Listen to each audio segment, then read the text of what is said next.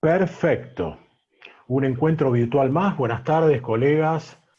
Eh, Muy felices realmente de volverlos a ver y de que estén allí compartiendo con nosotros. Desde el área académica del Colegio de Abogados de San Isidro les damos la bienvenida a todos ustedes.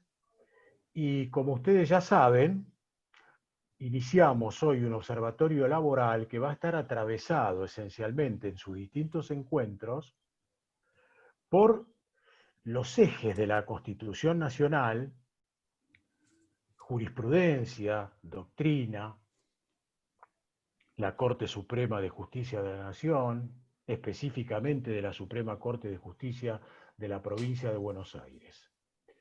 Tenemos 12 encuentros a partir de hoy, jueves 3 de septiembre de 2020.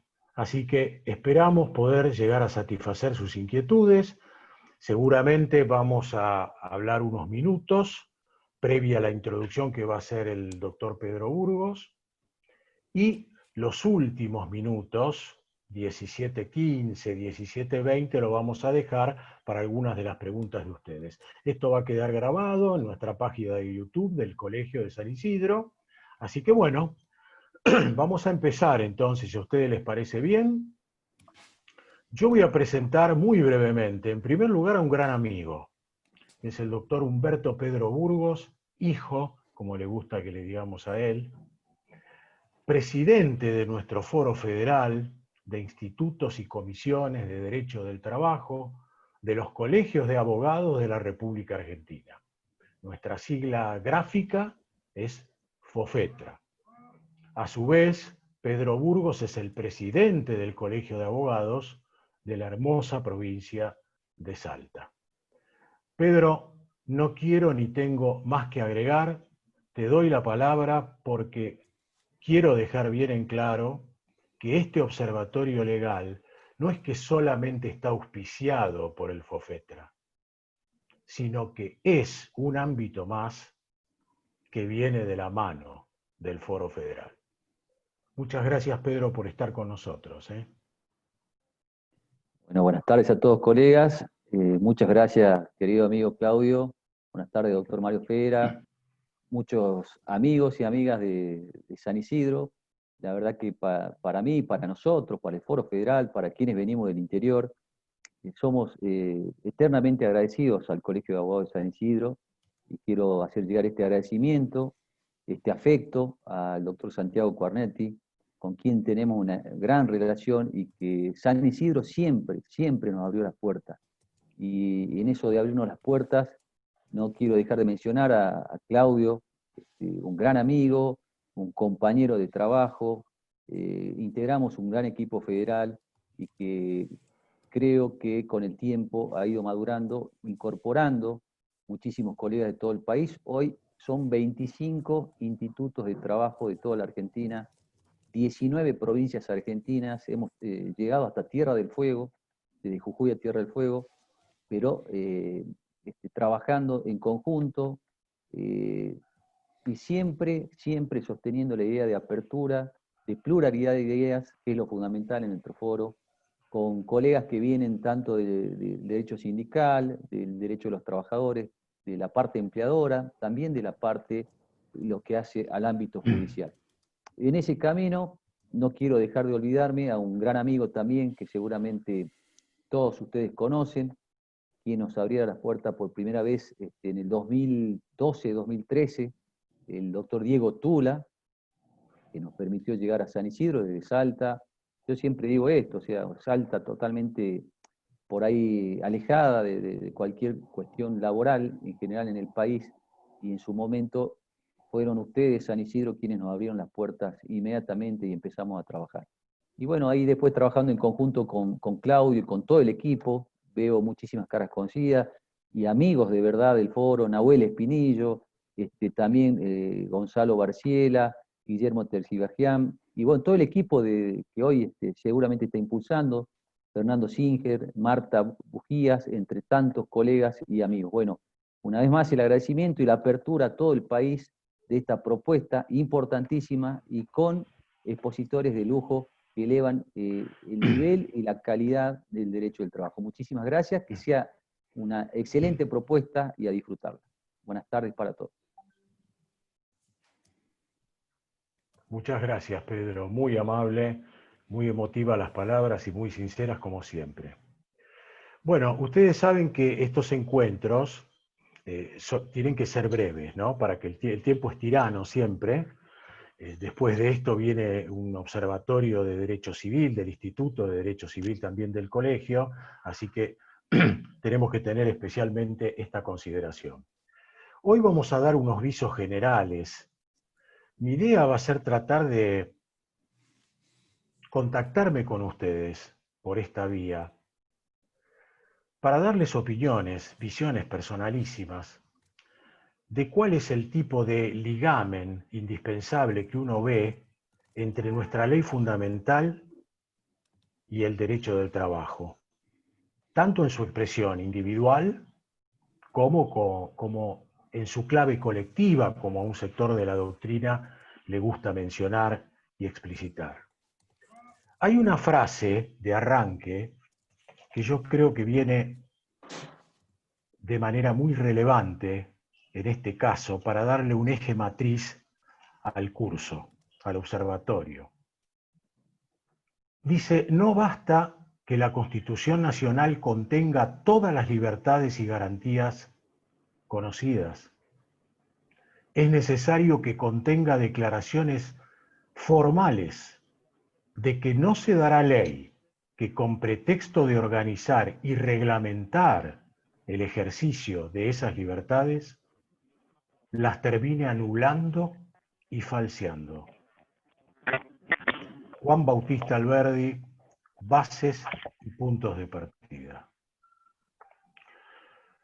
La importancia que esta frase para los tiempos tiene, más allá de lo célebre del jurista que es el autor de ella, digo, queda para los tiempos, definitivamente, sobre todo en momentos de crisis que trae como consecuencia directa e inmediata esta epidemia planetaria que tanto daño nos está haciendo y de la cual todavía, lamentablemente, no sabemos cuándo ni cómo vamos a salir. Si nosotros nos paramos en la importancia de la ley suprema de la nación, nos vamos a dar cuenta que es el motor esencial de un derecho social del trabajo que abarca tanto su faz contractual como su concretización material, que es el denominado espectro del relacionismo laboral, la relación de trabajo. El epicentro normativo que nosotros encontramos como definiciones iniciales, tanto del contrato como de la relación laboral, se encuentran, como todos sabemos, en la norma del artículo 21 y la del artículo 22 de nuestra célebre ley de contrato de trabajo.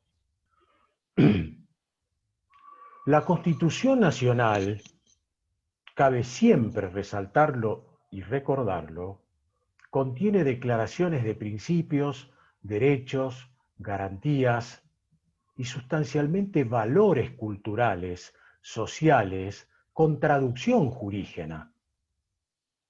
Y especialmente no podemos ni debemos olvidar que más allá de la gama, del escenario principiológico que da una ley suprema en una nación, amén de los explícitos que estamos mencionando, tenemos derechos implícitos, no tácitos, que son aquellos contenidos a partir del artículo 33 de la Constitución Nacional, que nos deja como derrame, como mensaje social inequívoco, que la Constitución Nacional debe resguardar la voluntad soberana de una sociedad, la llamada soberanía popular, pero siempre bajo el módulo indispensable e insoslayable de la forma republicana de gobierno.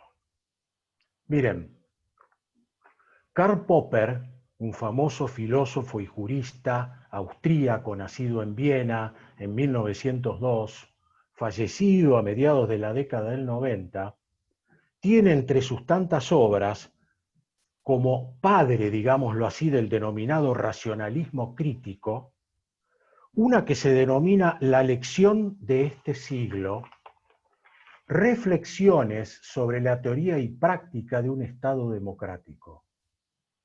Y este autor expresa que la cuestión central en los temas de un Estado democrático no es quién gobierna, sino cómo se gobierna. Toda vez que la meta impostergable es brindarle reales, concretas, efectivas respuestas expeditivas y satisfactorias a las demandas sociales.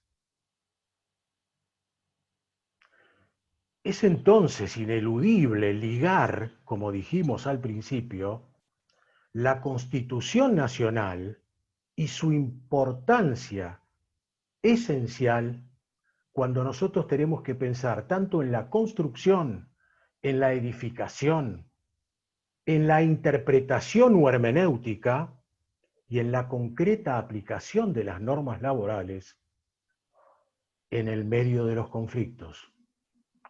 Otto Kahn-Freund, otro gran jurista alemán que suelo evocar en su obra Trabajo y Derecho, decía, también para los tiempos, que el numen del ordenamiento jurídico debe pasar como una herramienta eficaz para articular pacíficamente la tensión entre los poderes sociales. ¿Y de qué otra cosa se ocupa realmente la Carta Magna de un país y del nuestro, por supuesto? Esta Carta Magna que nos deja abierto el campo riquísimo de los principios contenidos entre los artículos 14 y el 14 bis de la Constitución Nacional, nos hablan en el primero del derecho a trabajar, así como el de asociarse con fines útiles, así como el de la libertad de expresión sin censuras previas, así como aquella de entrar, permanecer, transitar y salir de un país, de nuestro territorio. Mientras que el 14 bis, que todos conocemos, pero que no por ello debemos dejar de evocar permanentemente, se divide en tres grandes ejes: la consagración de los derechos individuales de los trabajadores, desde las condiciones dignas y equitativas de labor hasta la protección contra el despido arbitrario, por mencionar algunas, la retribución justa, el trato igualitario y la evitación del daño de las conductas discriminativas. En segundo lugar, los derechos llamados gremiales, que se enancan en la asociación con fines útiles, pero que tienen, como todos también sabemos, una regulación específica bajo la égida histórica del llamado modelo sindical argentino. La última ley que tenemos del año 88, hace más de 30 años, la 23.551, y su réplica reglamentaria, el decreto 467 del mismo año, ambos del mes de abril, si mal no recuerdo, de 1988. Pero además de eso, nuestra Constitución Nacional, a partir de la reforma del año 94, ha cobrado una entidad, una envergadura realmente inequívoca, fundamental y ejemplarizadora. Todos los pactos, las declaraciones, los convenios, los tratados internacionales han puesto de cara al derecho vernáculo un campo de exigibilidad legítima, tanto para los señores jueces como para nosotros en el ejercicio profesional, no solo en la litigación, sino desde luego en el asesoramiento diario, nos han puesto frente a la directa influencia del derecho internacional del trabajo en el derecho interno. Y ese 75, inciso 22, permanentemente nosotros lo debemos utilizar, lo debemos recordar, y especialmente en tiempos de crisis. Porque evidentemente es muy difícil que exista un reflejo acorde a la voluntad de una sociedad si no se hace a través de los poderes constituidos en el marco de una ley suprema, con su jerarquía a partir del paradigma del artículo 31 de la Constitución Nacional. Y además, siempre bajo el cobijo y la tutela del principio de razonabilidad, artículo 28 de nuestra ley fundamental, que bueno, creo que encuentra una indispensable conectividad con la frase con la cual arrancamos de Juan Bautista Alberdi. Ninguna reglamentación puede terminar falseando o enervando los principios, los derechos y garantías que el constituyente a través de nuestra historia ha consagrado. Las constituciones de México, Querétaro, de 1917, la de Weimar en Alemania, de 1919, la Constitución Argentina de 1949, la de 1957 y la reforma del 94 jamás han dejado de tutelar especialmente al sujeto más vulnerable del contrato y de la relación de trabajo. Más allá de todo el arco ideológico que presupone matices legítimos, porque la libertad de opinión es medular en una democracia, digo, esa expresión plurinormativa y multidimensional tiene que ver con el sesgo que le brinda como marco general indispensable, reiteramos, la Carta Magna del país. No olvidemos que además de todo, el paradigma creativo de aquellas desigualdades compensatorias de una nudal asimetría que, como estamos viendo, desnivela a las partes, colocando al trabajador en una situación a priorística de inferioridad frente a quien tiene las atribuciones legales, también legítimas, de dirigir, de organizar y de administrar una fuente de trabajo, digo, en ese marco, nosotros tenemos desde el 21 de mayo del 2010 la reforma introducida a partir del 17 bis de la Ley de Contrato de Trabajo, la Ley 26.592, que ha generado las discriminaciones a la inversa, como solían llamar grandes juristas argentinos, justamente para compensarlas con aquellos otros desniveles que son propios del vínculo laboral en dependencia. Otro fallo muy importante para mirar, sin perjuicio del material que ustedes van a tener a disposición, es el caso Versailles, Miguel Ángel, de la Corte Suprema de la Nación, del 13 de septiembre de 1974, en materia de jubilación y derechos previsionales. Ustedes saben que esto forma parte del 14 bis. Todos los derechos del sistema de la seguridad social tienen que tener la característica de integralidad y de irrenunciabilidad. Fijemos siempre los apotegmas que la ley suprema deja sobre una sociedad y que exigen la debida receptividad de la construcción y de la actividad normativa y en su interpretación. El caso Versailles, decíamos, consagra otro enorme principio, que es el de indubio pro iustitia socialis. Otro fallo enorme de la Corte Suprema, 7 de mayo de 2007, en el caso del empleo público. Marta Madorrán contra la Administración Nacional de Aduanas, cuando se declara la inconstitucionalidad de un convenio colectivo que regía en esa actividad, creo que era el número 56 de principios de los 90, por estar obstaculizando restringiendo, lesionando el derecho eminente a la estabilidad del empleado público. La definición del artículo 4 de nuestra LST consagra la soberanía de una sociedad bajo una forma republicana de gobierno, como hemos visto. ¿Qué nos está diciendo como mensaje directo, inmediato? ¿Qué es el trabajo humano? Primero de todo, es una actividad creativa, productiva del hombre en sí, y solo después un intercambio de sesgo económico.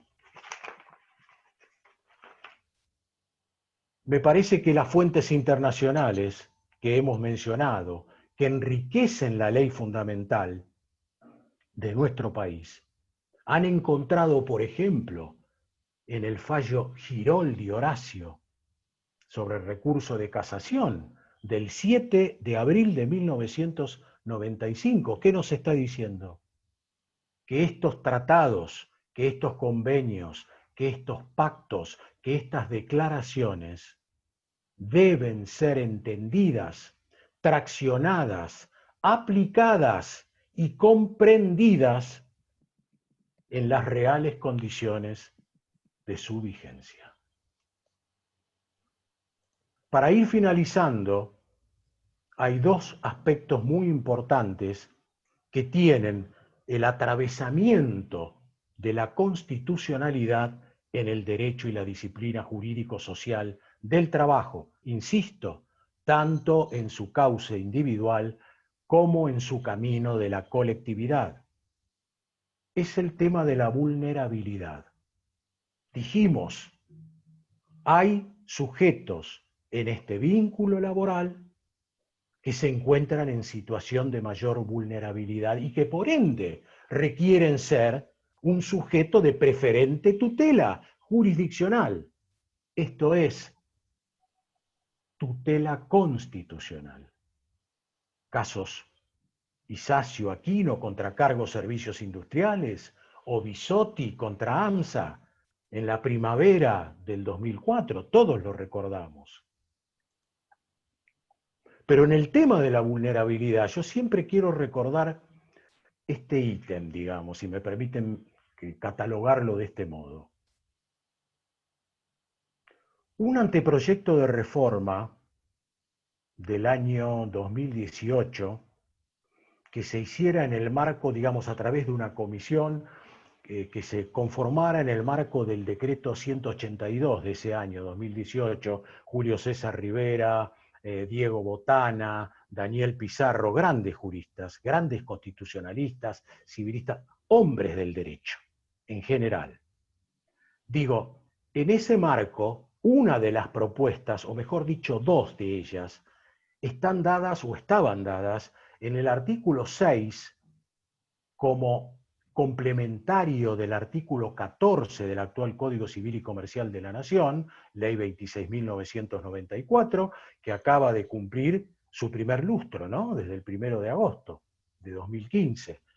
¿Y qué agregó? La categoría, aparte de los derechos individuales y los de incidencia colectiva, a los derechos individuales pero homogéneos. Y esto tiene una enorme importancia, precisamente por su ligamen y su compatibilidad, digámoslo así más gráficamente, su empatía con la ley suprema. Y la otra modificación que introducía este anteproyecto de reformas, proponía, es la de su artículo 14, pero con respecto al artículo 51 del actual Código Civil y Comercial de la Nación. ¿Qué les digo? La definición, como les gusta llamar en la filosofía del derecho a sus maestros y maestras, la gnosiología del concepto de vulnerabilidad, aplicando derechamente la teoría del conocimiento sobre la disciplina jurídica en sus distintas expresiones. La vulnerabilidad está definida como un agregado al artículo 51 que define la protección indispensable de todos nosotros desde el punto de vista de nuestras dignidades.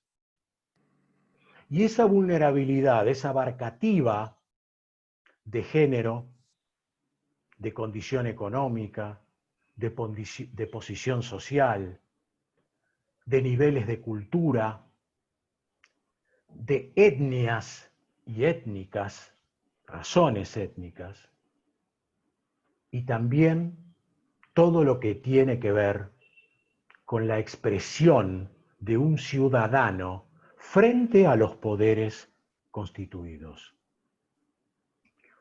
Esto fue resuelto, yo creo que de una manera absolutamente ejemplarizadora, en la 14ª Cumbre Jurídica Iberoamericana celebrada en Brasilia, el hermano país de Brasil, durante el octubre de 2008, si mal no recuerdo. Y yo creo que es muy importante recuperar esas definiciones, sobre todo cuando deban ser traspoladas al derecho del trabajo. Y en esto nosotros, los colaboradores, los profesionales del derecho, en el ejercicio cotidiano, reitero, no solo en los procesos litigiosos, debemos tenerlo muy presente. Porque además yo considero que en esta pandemia nos estamos reinventando todos, y no solamente de manera técnica, de manera profesional, sino también humanamente.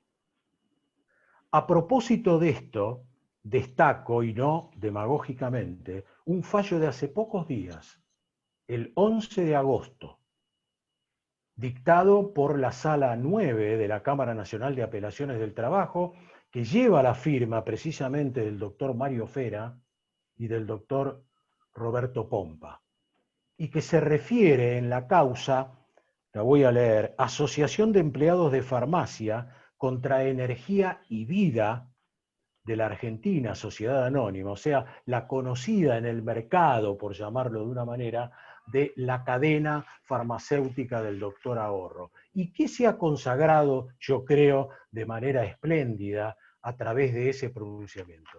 En primer lugar, el cauce paradigmático del amparo como vía celérica, así lo dice la sentencia, acción rápida y expedita, contemplada en el artículo 43 de nuestra Constitución Nacional. Y lo que aquí se discutía era la postura de la empresa, la demandada, que quiso pagar el aguinaldo, o mejor dicho, el medio aguinaldo, el del primer semestre, en contravención a lo dispuesto por la norma del artículo 122 de la Ley de Contrato de Trabajo.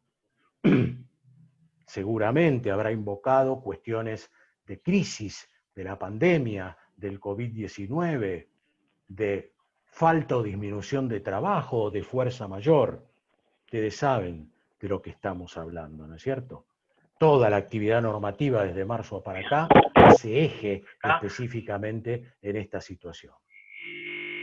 Yo creo que este fallo, que por supuesto hace lugar a la vía amparística y le pone justicia social diciendo que la postura de la demandada no se compadece con las normas laborales y fundamentalmente con la Constitución Nacional, es un ejemplo para también definir la legitimación activa que tienen las organizaciones sindicales para ejercer los derechos de incidencia colectiva homogeneizables, tal cual estaba previsto en el anteproyecto reformista del decreto 182 del año 2018 para introducir una tercera categoría en el artículo 14 del Código Civil y Comercial de la Nación.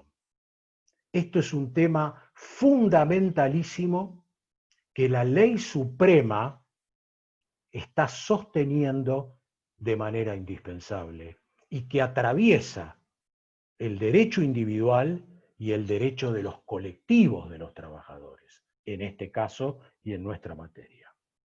Voy a terminar recordando lo que dice el preámbulo de la Constitución Nacional. Lo pensé varias veces, pero esto no es proponer una lejanía de los temas normativos, sino para mí humildemente nutrir a la actividad legislativa, a su aplicación y a su interpretación. El preámbulo nos propone, nos interpela acerca de constituir la Unión Nacional, afianzar la justicia, consolidar la paz interior, proveer a la defensa común, promover el bienestar general, y acá acotamos el desarrollo económico bajo la condición de la justicia social, de enorme aplicación en el campo del derecho al trabajo.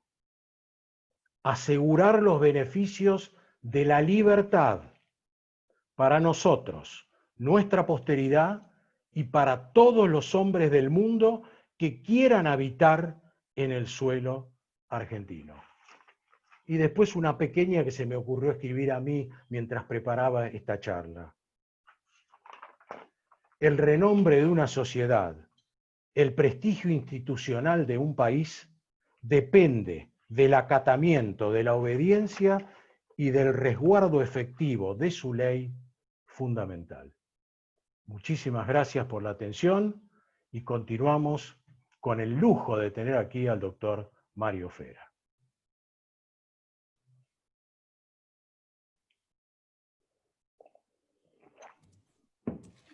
Bueno, lo voy a presentar. Primero presento al doctor que habló recién, el doctor Claudio Aquino, para los que no lo conocen.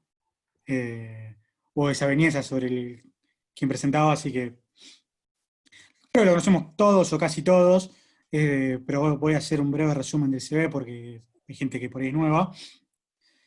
Es el subdirector del área académica del Colegio de San Isidro, vicepresidente de FOFETRA, del Foro. Yo tuve la suerte de tenerlo como profesor varias veces en la maestría de la UCES, en la maestría de Derecho del Trabajo, de la que ahora vamos a volver a hablar, en la Austral, en la Universidad de San Isidro, en UCASAL, en un montón de universidades más. Escribe en La Ley habitualmente, tiene una columna donde comenta fallos de los últimos 15 días que se llama Actualidad Laboral, que sale en el diario de La Ley, también publica en Rubinsal, en el Repar, básicamente en todas las editoriales de Argentina, escriben en la revista El Foro también. Un gusto, Claudio, como siempre. Con vos. Es el director del curso. Con vos en esa actualidad. Sí, yo tengo el honor de acompañarlo en la revista, la escribimos los dos. Yo te acompaño a vos. Y ahora, bueno, el doctor Mario Fera, que tampoco necesita presentación realmente, fue presidente de la Cámara Nacional de Apelación del Trabajo, presidente del Consejo de la Magistratura. Si me pongo a hablar del CV del doctor Fera, tampoco no terminamos más, así que voy a hacer un breve resumen en lo que nos importa. Dirige una maestría, que es la que comenté recién, en Derecho del Trabajo, en la UCES, de la que tengo el honor de ser egresado del primer cohorte, de terminar el año pasado. Debo la tesis, así nadie me dice nada, de usurpación de título y nada por el estilo. Con Marcelo Navarro, que también va a venir, tenemos el gusto. Trabajó muchos años en la Corte, y bueno, el que lo está viendo ahí, tiene una serie de tomos atrás, son los libros que escribió, por eso cuando con el doctor Aquino pensamos un observatorio de jurisprudencia de la Corte, fue el primero en el que pensamos realmente, porque es una de las personas que más ha estudiado, y tiene dos libros, uno es este, que es El Derecho del Trabajo, en los fallos actuales de la Corte Suprema, tuvo muchas ediciones, la última del 2013, esto es una cosa que voy a contar, fue el primer libro que yo me compré pensando que en mi juventud de inocencia, si yo me aprendía los fallos de la Corte, iba a ganar muchos juicios. Después la vida me demostró que no era tan así, pero es importante saber lo que dice la Corte. Y después lo amplió ese en los que tiene atrás, que son estos, que es el derecho laboral, máximos precedentes, 3 tomos, que tengo entendido que lo está por actualizar, porque la última edición creo que es de 2012-2013, así que no vendría mal un 2020-2021. Doctor Fera, todo suyo, un gusto tenerlo acá en el CASI. Bueno, muchas gracias, muchas gracias.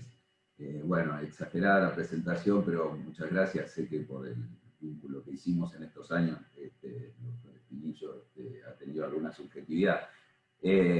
Bueno, cualquier inconveniente con el audio les pido que me avisen, por favor, porque por ahí se escucha bajo. Les pido que me digan en ese caso.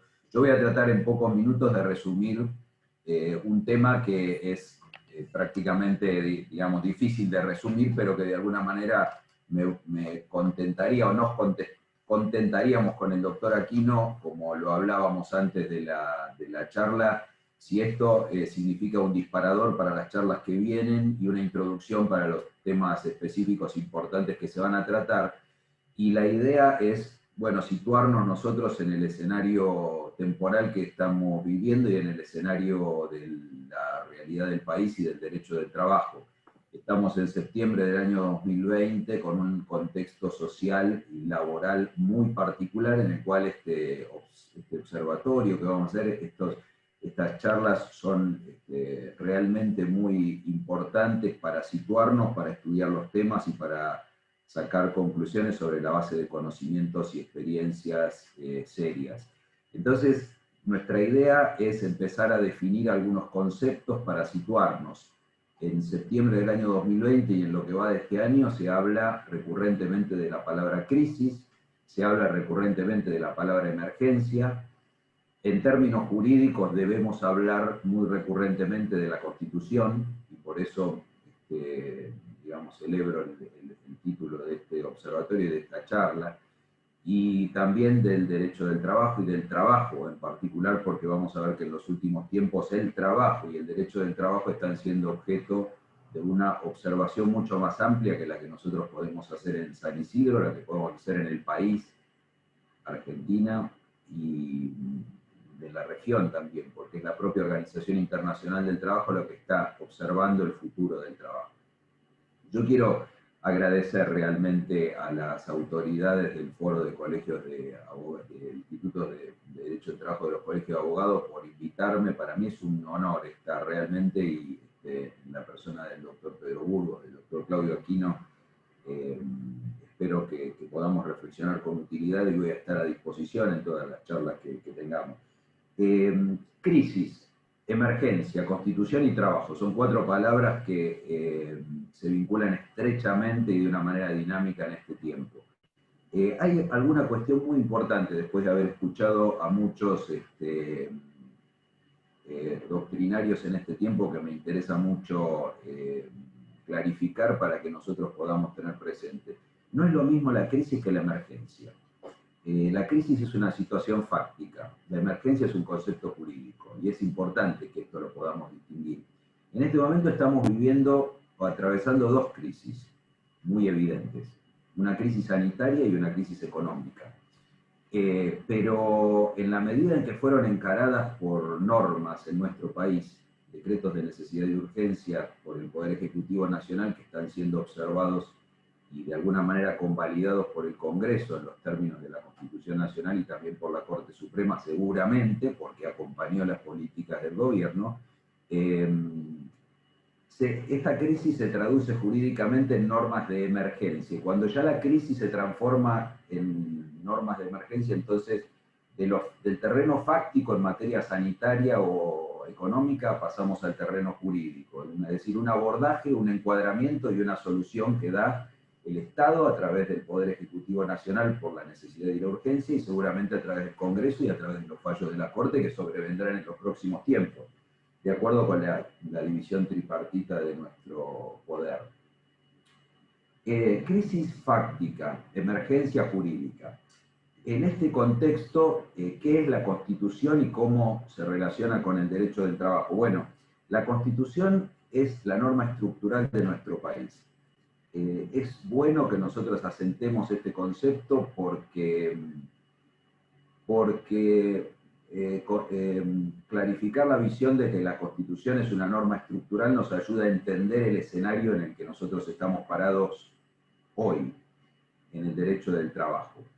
Nuestra Constitución Nacional como norma estructural puede ser comparada con una estructura arquitectónica, y desde ese punto de vista, si nosotros pensamos en un edificio, por ejemplo, tenemos que pensar que la Constitución es lo que está por dentro, lo que no vemos, los cimientos, las columnas, las vigas.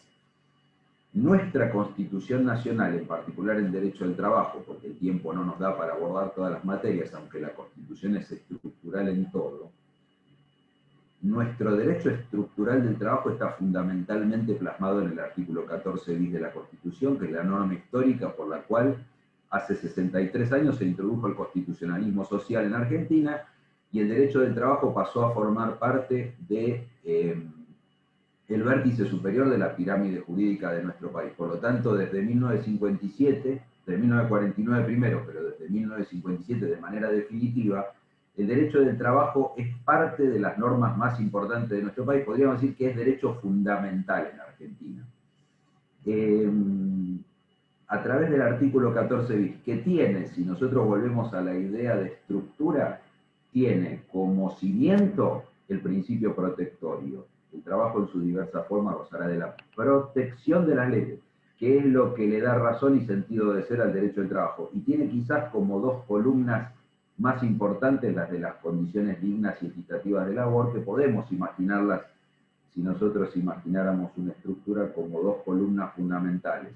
Porque la dignidad nos pone en el terreno de los derechos humanos y hace pensar que la persona trabajadora es antes que nada una persona humana, y por lo tanto merece el respeto de la dignidad en sus condiciones de trabajo. Y la equidad tiene también que ver con un valor de derecho natural propio del ser humano, y que tiene que ver con que cada ser humano es distinto a otro, y por lo tanto requiere una protección específica en sus condiciones personales, y no solo como uno más dentro del género o de la especie de persona trabajadora, sino que se requiere la protección de esta persona trabajadora. Así lo tiene dicho la Corte en el caso Bisotti desde hace 16 años, y esta es doctrina actual. Son las dos columnas que sostienen este edificio de la protección laboral, que a su vez se complementa con otras columnas o vigas que nuestra Constitución en el artículo 14 bis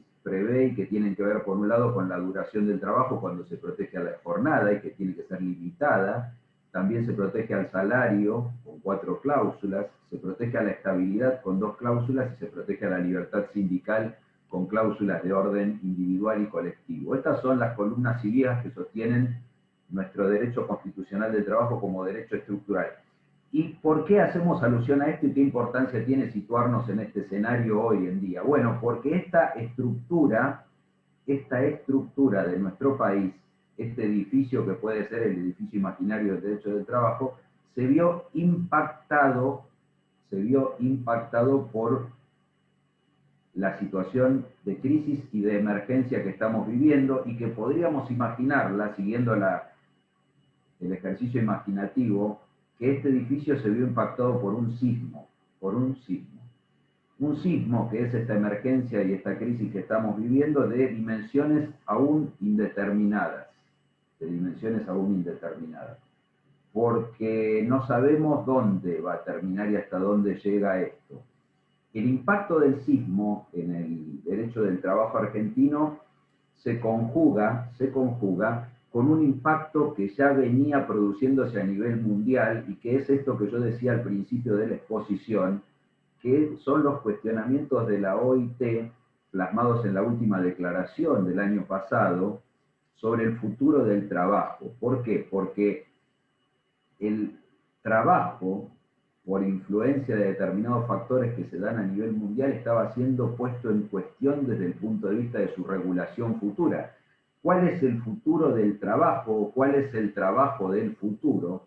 ¿Y cuál es, consecuentemente, el derecho del trabajo del futuro, en base a los cambios que desde distintas perspectivas se están produciendo en el mundo y que están muy bien reflejados en un informe de la OIT que yo traté de sistematizar y publicar en un artículo hace 2 años, y que lo pongo a disposición para que ustedes dispongan. Está publicado en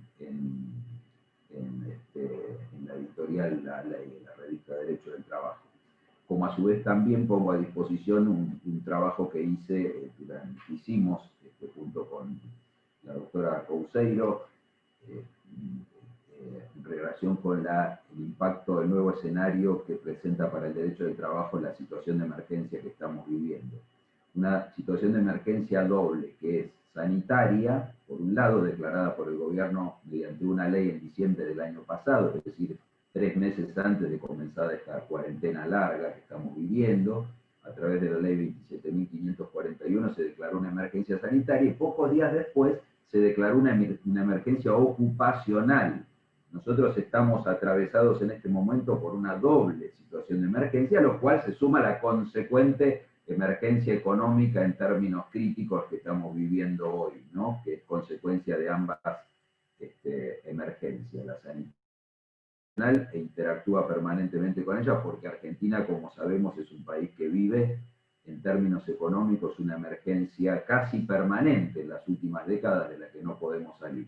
Pero lo cierto, y volviendo un poco a la síntesis de la idea que yo quiero transmitir, es que el derecho del trabajo en septiembre del año 2020, donde estamos situados, se ve influenciado por un doble cuestionamiento. Por un lado, por el cuestionamiento que ya estaba anunciando la OIT el año pasado en su declaración sobre el futuro del trabajo, y por otro lado, por la situación de la pandemia que afectó a nivel mundial la realidad del trabajo y en Argentina en particular el derecho estructural del trabajo. Entonces estamos viviendo verdaderamente un sismo, verdaderamente un sismo. En los sismos es muy importante distinguir la estructura, el derecho estructural del derecho de diseño, del derecho posterior a la estructura.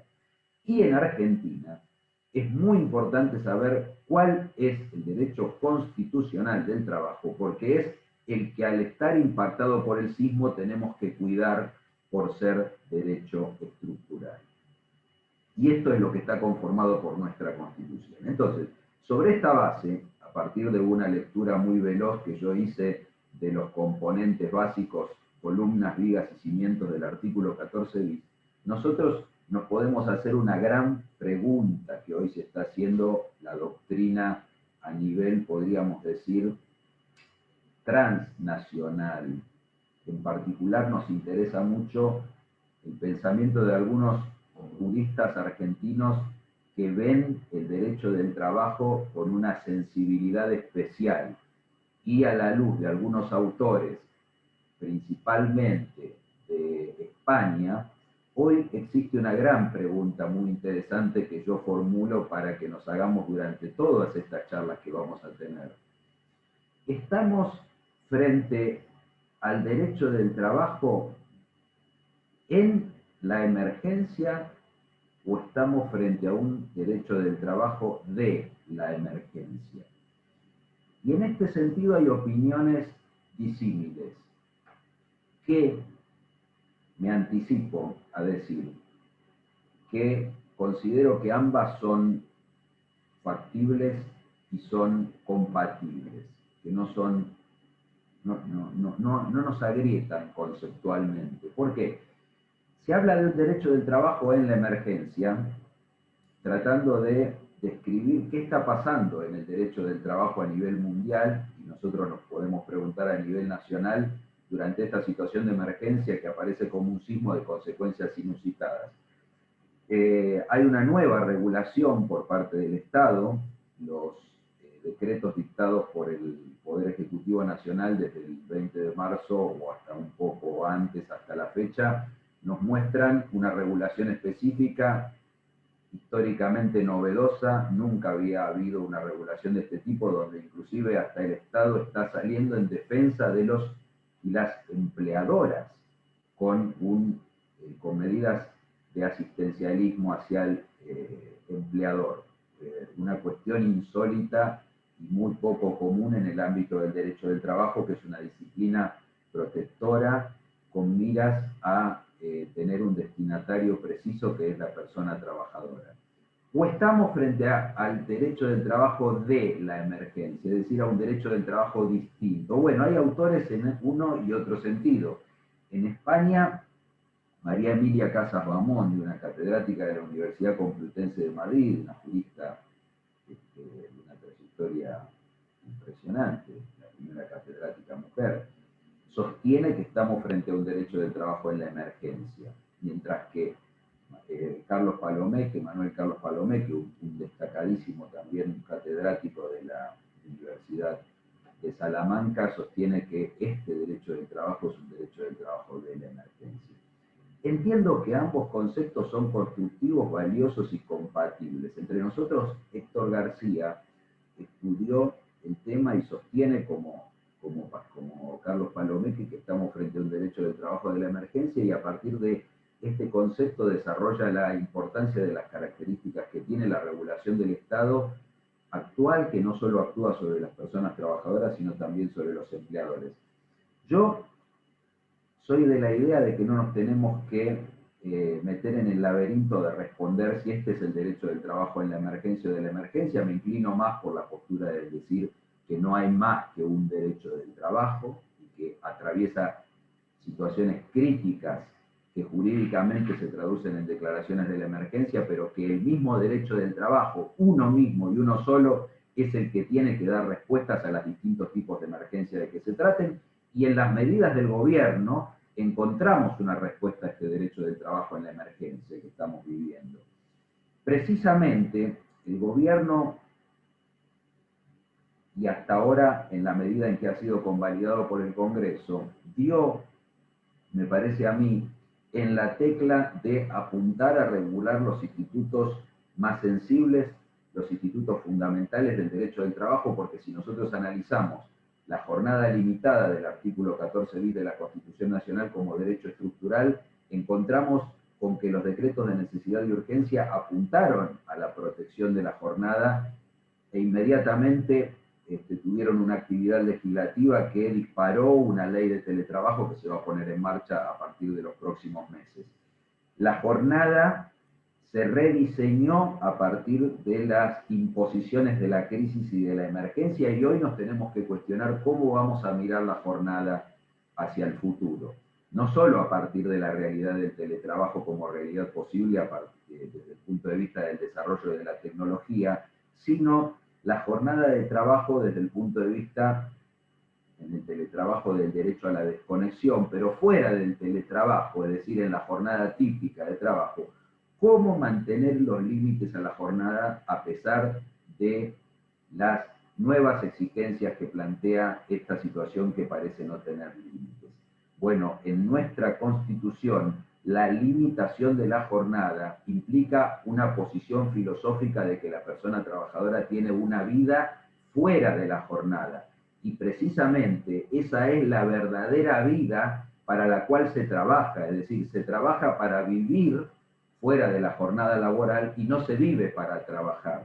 De ahí la importancia que tiene la ley de teletrabajo en derecho a la desconexión. Entonces, hay concretamente hoy en la crisis, en la emergencia, en las normas que tratan de conjurarla, una protección de la jornada limitada de trabajo. Hay también normas sobre salario, y en esto quiero decir que hay normas muy importantes sobre salario, desde las que protegieron desde el inicio de la cuarentena el salario en su integridad, hasta las que habilitaron la posibilidad de suspensiones en los términos del artículo 223 bis de la Ley de Contrato de Trabajo, que es muy importante aclarar, no nos ponen ya en el Instituto del Salario, y ojo con las confusiones que pueda haber en esto. No es que a través del artículo 223 bis de la Ley de Contrato de Trabajo se autorizó una reducción del salario en un 25%.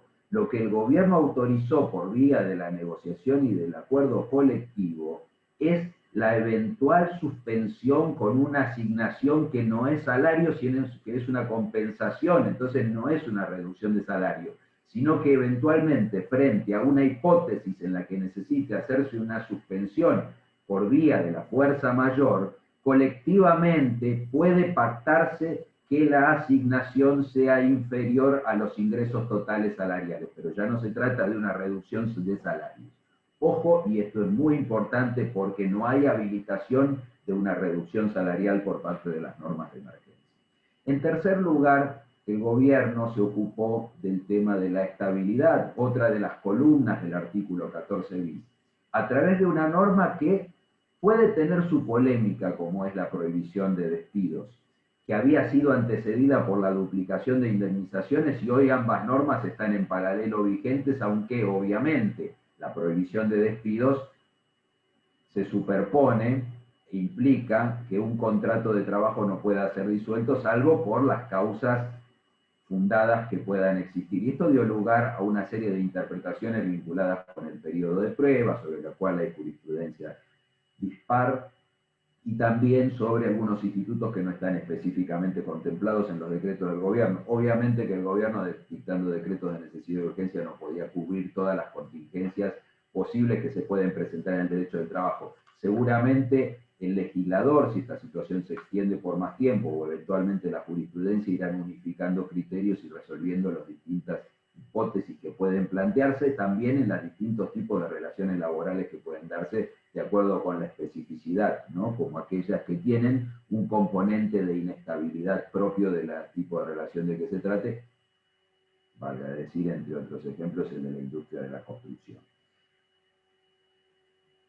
Y en último lugar, una columna estructural del derecho del trabajo argentino, que es la libertad sindical, también fue de alguna manera favorecida por las normas del gobierno a través del fomento de la negociación colectiva, que se tradujo efectivamente en una interesante actividad colectiva que emblemáticamente se desplegó y plasmó en el convenio que hicieron la Unión Industrial Argentina con la Confederación General de Trabajo, que precisamente se presentó ante el Ministerio de Trabajo con un acuerdo para lograr que a través de la figura del artículo 223 bis se pudiera pactar, para los casos en que fuera justificada una suspensión, una reducción del 25% de la compensación que puedan recibir las personas trabajadoras. Con motivo de lo cual se homologaron numerosos acuerdos colectivos sectoriales, porque esto fue nada más que un acuerdo marco, pero una señal institucional muy importante de convivencia de las instituciones de nuestro país en lo que hace al tripartismo que tanto auspicia la OIT y que tantos beneficios tiene en materia de derecho del trabajo. Y finalmente, y para cerrar esta idea de que podamos estar unos minutos dispuestos a poder conversar acerca de estos temas que no tienen otra misión que abrir el debate y ser disparadores de las charlas que van a venir, me voy a referir a la importancia que tiene en este momento la protección de las personas empleadoras, la protección de los empleadores en esta situación de emergencia, porque son evidentemente afectados por una crisis de la cual son evidentemente ajenos. Y es muy importante que se sigan desplegando medidas, que se avance en esto, porque se vienen tiempos difíciles en Argentina. Y en este edificio del derecho del trabajo, cuya estructura son las normas constitucionales, no serviría de nada cuidar las estructuras y cuidar los edificios si no se cuida también que en ellos haya personas que los puedan habitar. Y esas personas son tanto personas trabajadoras como personas empleadoras. En una sociedad plasmada en nuestra Constitución como una sociedad capitalista que tiende a favorecer la inversión privada, es muy importante que se piense y se dicten normas que favorezcan a quienes en este momento son las fuentes productoras del trabajo del presente y del futuro en Argentina, porque de esto va a derivar si la Argentina de los próximos años puede superar los desafíos de lograr una reactivación en el sector productivo y de servicios que a su vez favorezca un crecimiento equilibrado de las personas trabajadoras en su conjunto y de cada una de ellas en los tiempos que nos toca vivir.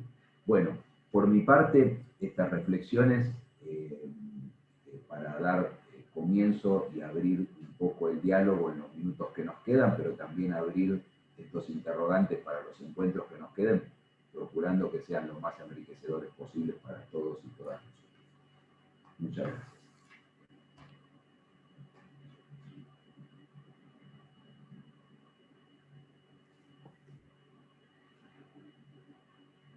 Muchas gracias, Mario. Bueno, quedamos con el doctor Aquino abiertos a cualquier duda, cualquier inquietud, cualquier pregunta que pueda surgir. Ahí estoy leyendo los comentarios. Son todas felicitaciones hacia ambos. Impecable doctor Fera, gracias doctor Fera, al doctor Aquino también. Estoy leyendo, no, son todas felicitaciones, son 60 felicitaciones para cada uno más o menos.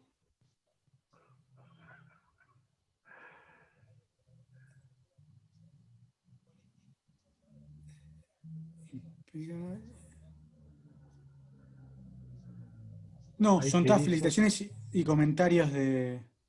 ¿qué dice Fernando Pacífico? Ahí estoy llegando. Dale. Bueno, Le yo puedo, preguntan... sí, pues mientras vos lees, Sí, Nahuel, yo puedo decir algo sobre esto porque lo tenía pensado, pero no me alcanzó el tiempo. sí, a ver. Las normas constitucionales y la actualidad constitucional se complementan sin ninguna duda con los fallos de la Corte Suprema de Justicia de la Nación en lo que a mi análisis respecta, y en los últimos años el derecho del trabajo se vio muy enriquecido por criterios diversos de la Corte Suprema en materia de derecho individual, de derecho colectivo y de riesgos de protección a la salud de las personas trabajadoras. Hay fallos muy emblemáticos que hoy nosotros rescatamos en materia de derecho individual, como los que tienen que ver con el abordaje que la Corte hizo y que a veces no fue del todo bien, me parece a mí, receptado, pero que creo que justifica un análisis serio desde el punto de vista jurídico, cuando la Corte Suprema incursionó en el tema de la dilucidación de la existencia o no de un contrato de trabajo. Me parece que es un tema muy importante que la Corte lo abordó más que nada a propósito de las relaciones que se dan en el ámbito de la salud. Pero en esto hay algunos estándares que son muy interesantes y que yo creo que los tenemos que mirar con más objetividad y con menos crítica ideológica, sino con mayor objetividad desde el punto de vista de la importancia que tiene hacer un análisis minucioso para determinar si en función de las características específicas de las actividades se da o no se da una relación laboral y por lo tanto un encuadramiento en los términos del artículo 14 bis. También en materia de solidaridad, a partir del caso Benítez, que no es una puerta que se cierra, sino más bien que la Corte conserva en esto siempre la posibilidad de evitar interpretaciones que desnaturalicen el sentido de las normas. En materia de indemnizaciones por despido del fallo Bisotti, en materia de derecho colectivo, los casos Arte, Rossi, Orellano, sindicato policial, tenemos un caso reciente que es el de Ademus, donde señala los límites de las declaraciones de inconstitucionalidad del caso Arte.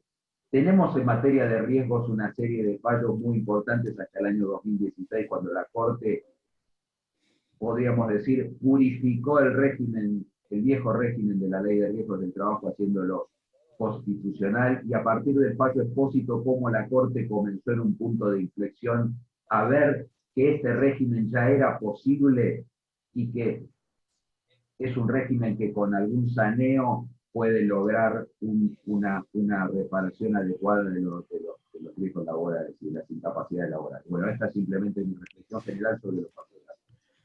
Yo tengo una pregunta que está también presente, lo dijo usted y me va a servir para engancharlo con la clase que viene, que es sobre la relación de dependencia, porque es el punto de ingreso a la protección de la Constitución a los trabajadores. Y como usted bien dijo, la Corte trató bastante últimamente el tema de la dependencia relativa a personal de la salud y a un asesor de seguros. Mi pregunta es, ¿usted cree que ahí hay una cuestión federal per se? Porque en el fondo, cuando la Cámara resuelve si la persona que se presenta ante ellos, ante ustedes, eso no es un trabajador, lo que está haciendo es incluirlo o no dentro de la protección constitucional de los trabajadores.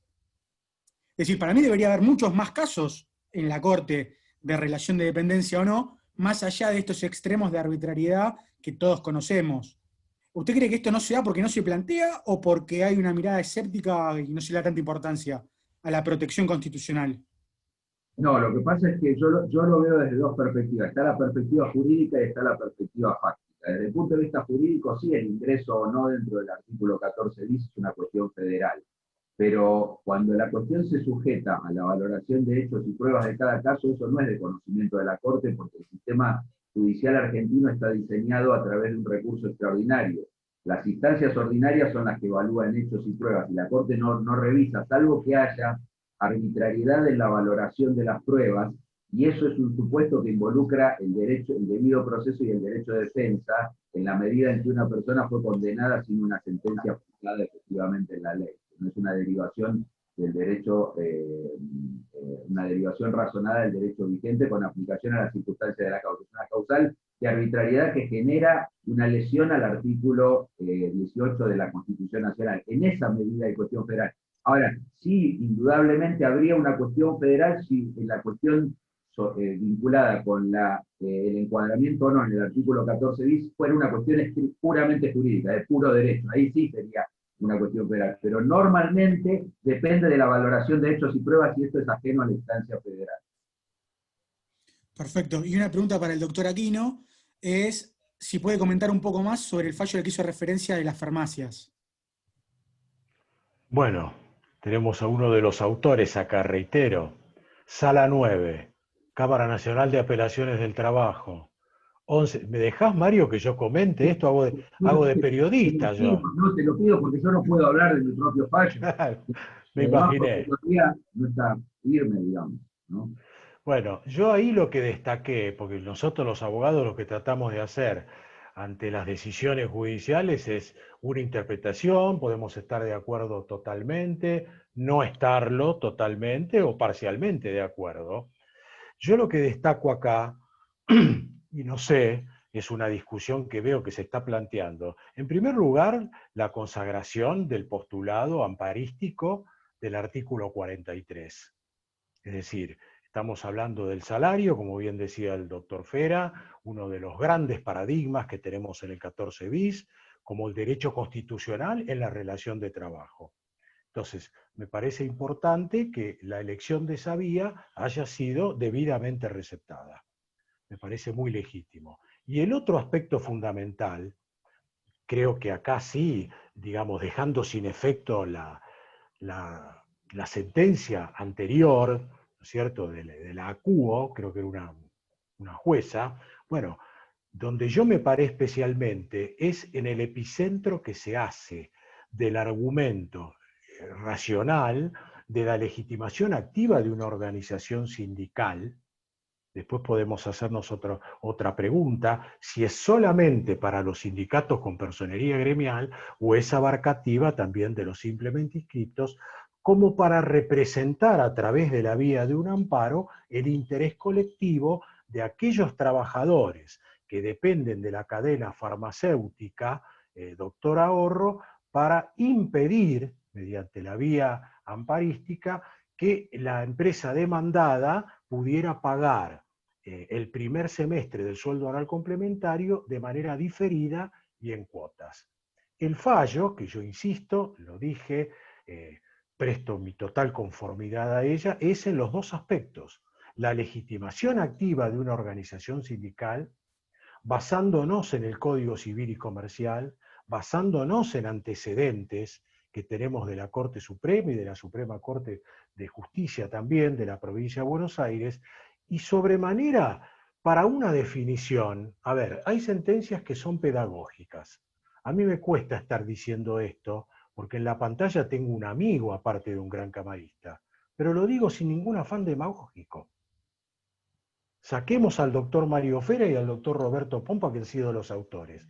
Yo estoy convencido de que una organización sindical, a partir de lo que estipula el artículo 43 de la Constitución Nacional, que es justamente la matriz de todo este curso, ¿cuál es?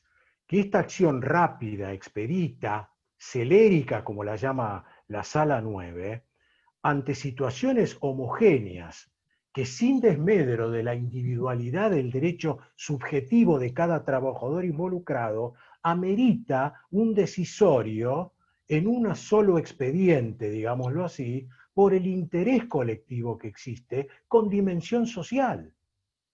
Y este interés colectivo es el que define también la representatividad de una categoría, de un oficio, de una profesión, de una actividad en el derecho laboral en clave colectiva, cuando estamos en presencia de cuál es la labor fundamental que nuestra ley le brinda a una organización sindical libre y democrática, como lo pide también el 14 bis de nuestra ley suprema. Entonces, creo que esos dos aspectos son fundamentales en este fallo.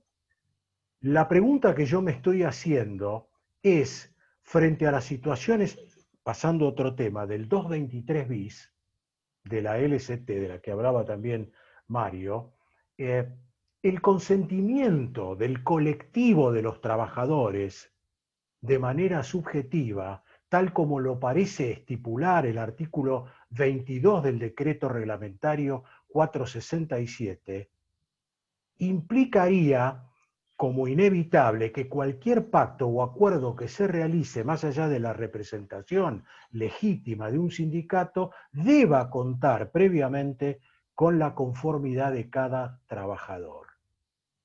Esta es una pregunta que yo me estoy haciendo, varios nos estamos haciendo, que creo, Mario, que todavía no hay decisorio judicial puntual al respecto, ¿no? No, en este caso el sindicato tiene personería gremial y por lo tanto igual es análogo al caso Saló, que es el resuelto por la Corte. Hasta donde yo sé, la Corte no se pronunció sobre sindicatos, sobre la legitimación activa en acciones de interés individuales homogéneos en sindicatos o asociaciones sindicales sin personería gremial. La regulación obviamente que es distinta en esto. ¿Por qué? Porque hay una asociación sindical con personería gremial. Yo preferiría sobre esto no abrir juicio ahora porque puede presentarse un caso y no, la verdad es que preferiría no hacerlo. Justamente acá es donde hay que ver cuáles son los límites, por un lado, de la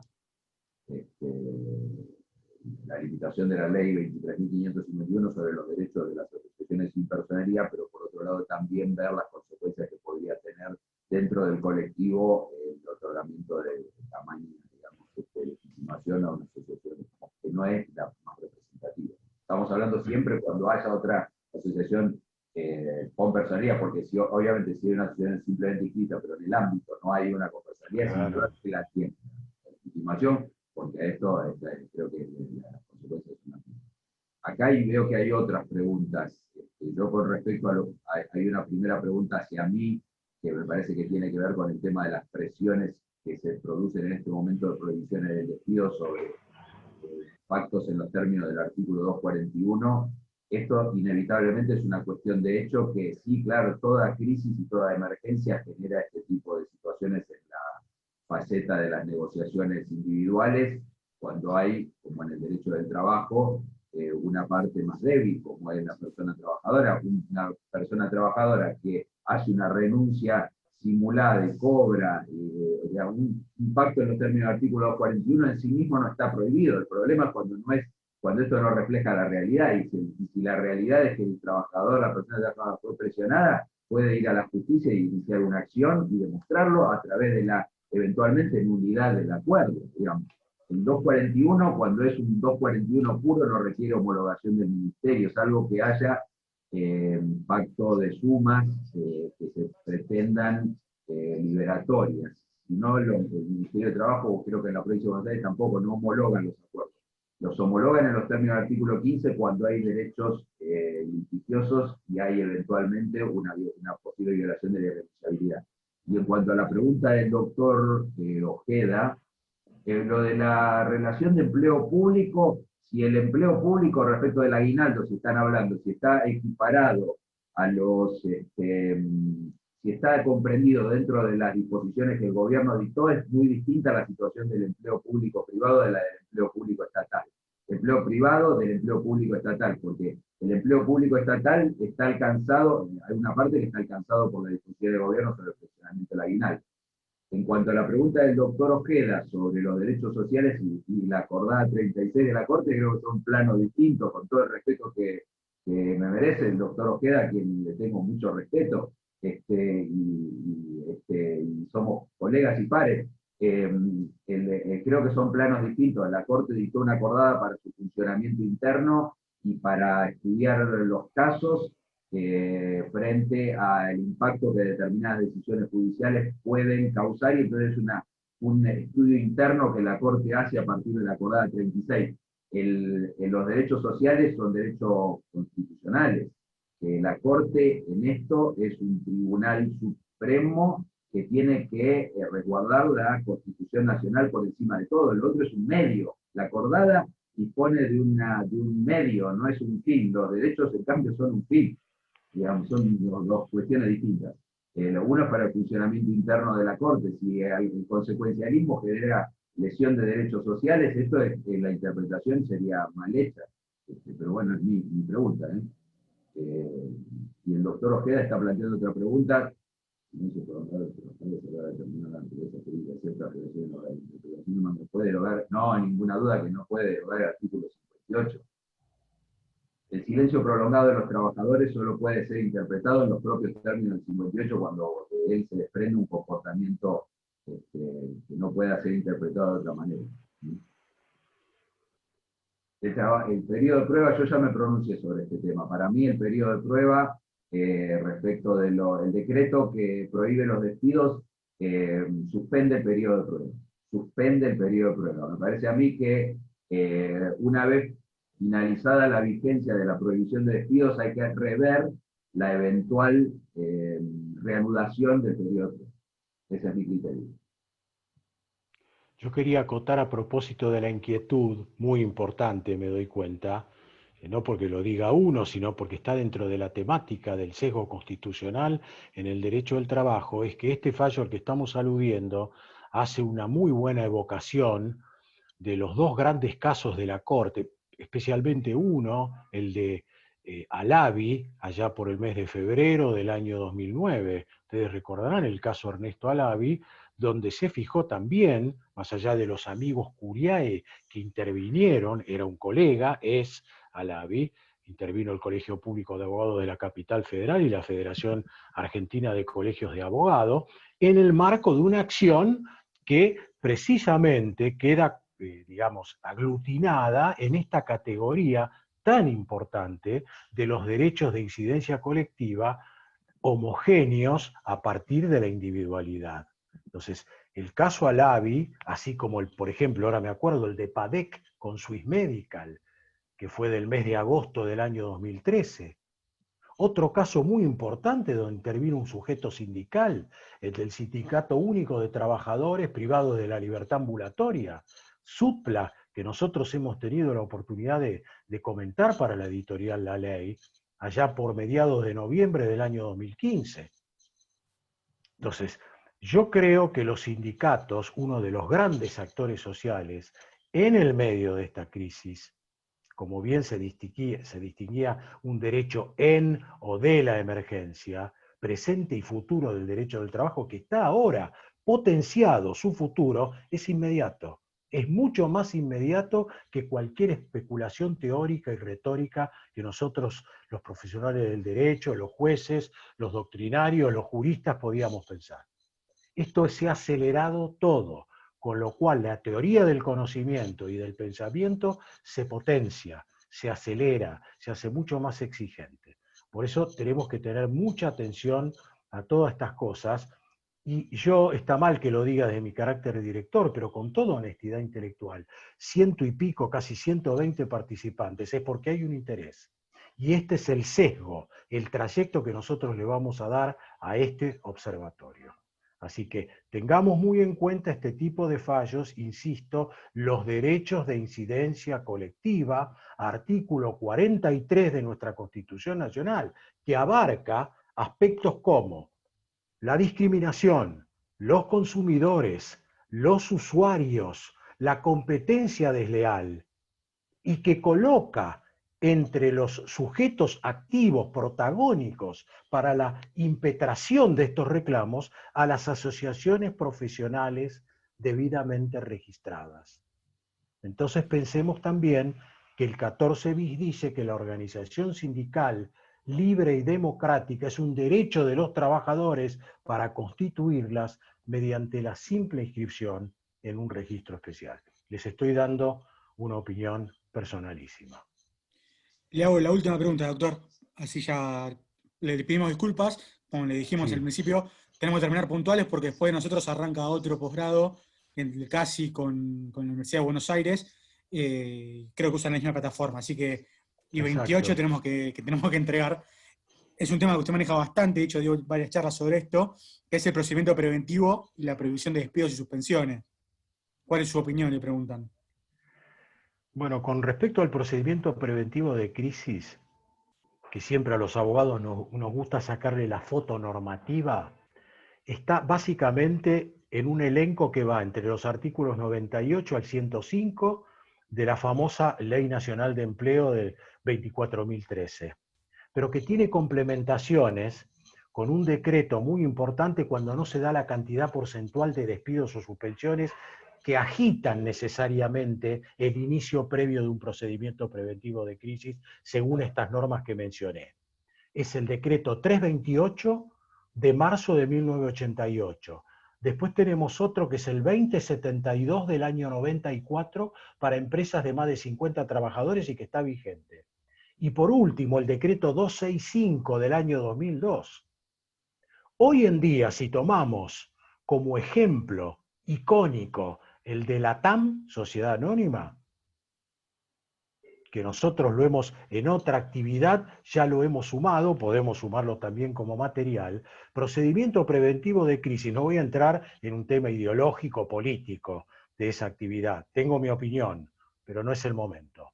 Yo digo que quedó prohibido, hay un dictamen de la Dirección Nacional de Relaciones y Regulaciones del Trabajo, creo que es el dictamen 4193, de hace poco tiempo, creo que fue de agosto o de julio, bueno, que dijo que como el despido está prohibido, y esta era la intención que tenía la empresa para promover el procedimiento preventivo de crisis, no se podía aplicar. Y el único cauce posible hubiera sido el tan mentado hoy en día artículo 223 bis de la LST. Ahora, si a mí me permiten una comparación, un cotejo, entre el formato del 223 bis y lo que exige los niveles de exigencia para que un empresario o una empresa acredite realmente su crisis, la falta o disminución de trabajo o la fuerza mayor debidamente comprobado, el procedimiento preventivo de crisis, artículos 98 al 105, es mucho más intenso que los acuerdos del 223 bis. No sé si he sido claro. Además, se está hablando muchísimo de que en la pospandemia hay un montón de los últimos datos de algunos colaboradores de nuestro equipo académico, de grandes estudios jurídicos, nos proporcionan estadísticas en este momento de que hay más de 300 y pico de presentaciones de PPC que todas, tanto el Ministerio de Trabajo Nacional como a través de la resolución 168 del Ministerio de Trabajo de la Provincia de Buenos Aires, lo tienen que encauzar, exigen que se encauce por el 223 bis y no aplican el PPC. Este es un pensamiento, una traducción normativa, pero que en este momento ya se está empezando a cotejar. Las empresas, ¿qué están buscando? ¿PPC o 223 bis? Los sindicatos, ¿qué preferirán? La sociedad, que necesita transparencia, claridad en los mensajes. Si va al juego normativo, ¿cuál exige más de los dos fragmentos institucionales traducidos normativamente? Ese es el interrogante que les dejo.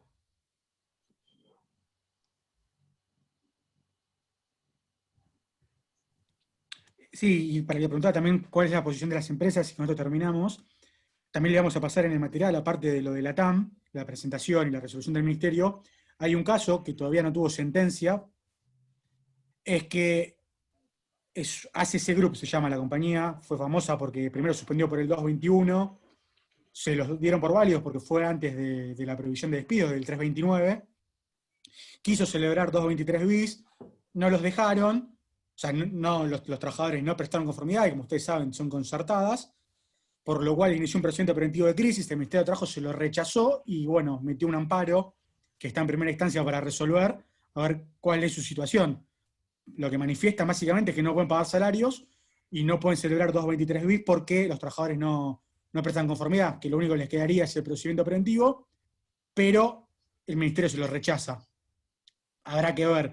Lo interesante es que hubo una resolución de primera instancia que se declaró competente de la Justicia Nacional del Trabajo y le corrió traslado al Poder Ejecutivo para que manifieste lo que entienda que corresponde. Dentro de las próximas semanas tendremos sentencia de primera instancia y supongo que terminará en la Cámara. A ver si camina o no camina el amparo de esta empresa, que lo que pretende hacer es iniciar un procedimiento preventivo. Habrá que ver. Pero Muy bueno, nosotros se lo mandamos en el material y lo seguiremos. Interesantísimo lo que acabas de acotar y de mencionar. Por eso El doctor Fera no decimos puede que decir nada porque por ahí toca la sala 9, así que lo liberamos de... Por eso estamos, volvemos a reiteramos que es muy importante lo que está pasando y lo que va a pasar. Caso Baratucci, por ejemplo, del el artículo 22 del decreto 467, hay algunos sectores que involucran asociaciones profesionales de abogados, doctrinarios y del derecho social del trabajo que piensan que hay un quebrantamiento de lo que dispone el artículo 22 del decreto reglamentario del modelo sindical argentino en estos pactos del 223 bis, sin desmedro de reconocer la legitimación activa de los sindicatos. Estamos llegando a Sí, 17:30, ¿no? de mi parte, muchas gracias a todos. La semana que viene van a estar el doctor David Duarte y Aníbal Cuadrado hablando de relación de dependencia. Y en nombre de todos les agradezco mucho al doctor Fera y bueno, también al doctor Aquino la predisposición. Muchísimas gracias a los dos, en nombre de todos. Hubo más de 60 felicitaciones. Impecables los dos, como siempre. Muchas gracias, Nahuel, por toda la colaboración. Mario, realmente te mando un abrazo virtual. Espero que podamos pronto compartir un café y gracias por tu aporte. Antes que el técnico jurídico, por el aporte humano como persona. Estamos en contacto. Muchas gracias, para mí fue un gusto. Y gracias a todos y todas por la participación. Las preguntas. Muchas gracias a todos. Hasta la próxima. Hasta la próxima. Chao.